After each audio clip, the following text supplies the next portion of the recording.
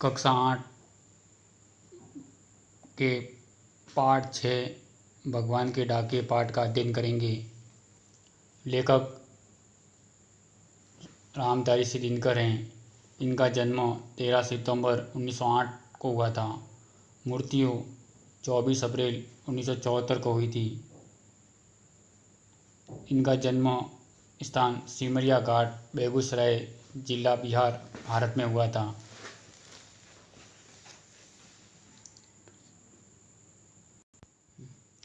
इनकी कई रचनाएं, परंतु इनकी प्रमुख कृतियां रेती के फूल, उजली आग, कुरुक्षेत्र,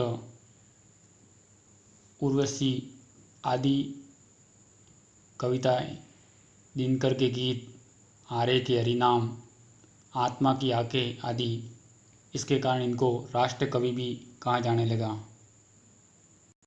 भगवान के डाकिए पाठ के अंदर दिनकर जी बताते हैं कि पक्षी और बादल भगवान के डाकिए हैं, जो एक विशाल देश का संदेश लेकर दूसरे देश को जाते हैं।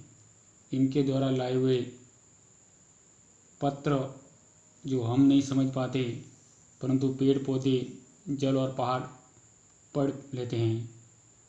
भगवान के डाकिए कविता में पक्षी और बादल ये भगवान के डाकिए हैं, जो एक महादेश से दूसरे महादेश को जाते हैं। हम तो समझ नहीं पाते हैं, मगर उनकी लाई चिट्ठियाँ पेड़ पौधे, पानी और पहाड़ पाँचते हैं। इसके माध्यम से कवि कहना चाहता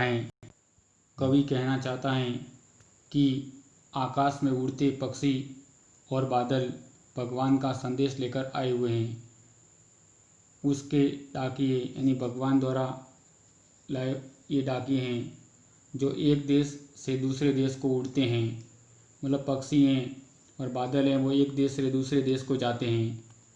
इन डाकियों का संदेश हम समझ नहीं पाते, मतलब इनके द्वारा लाई हुई जो पत्र हैं या संदेश हैं वो मनुष्य को समझ में नहीं आता, किंतु जिसके लिए वे लाते हैं, पेड़ पौधों के लिए पहाड़ और जल, इनके द्वारा लाए हुए संदेश हैं वो अच्छी तरह से पढ़ पाते हैं तथा उनकी बातों को समझ पाते हैं। ये संदेश उनके लिए हैं। आगे कवि ये कहना चाहता है कि हम तो केवल यह आंकते हैं कि एक देश की धरती दूसरे देश को सुगंध भेजती हैं और वह सौरभ हवा में तैरते हुए पक्षियों की पाँखों पर गिरता है और एक देश का भाव दूसरे देश में पानी बनकर गिरता है। इस पंक्तियों के माध्यम से कवि रामधारी दिनकर ये कहना चाहते हैं कि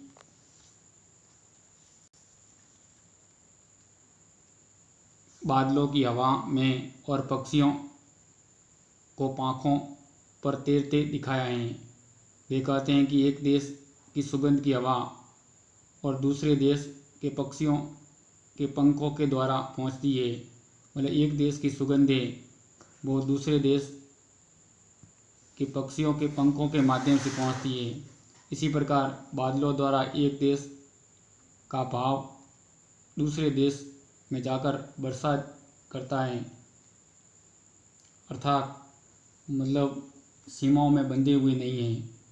वही महक पक्षियों के पंखों पर बैठकर इधर इधर उड़ती रहती है। एक देश की उठी हुई भाव दूसरे देश में जाकर वर्षा बनकर बरसती है।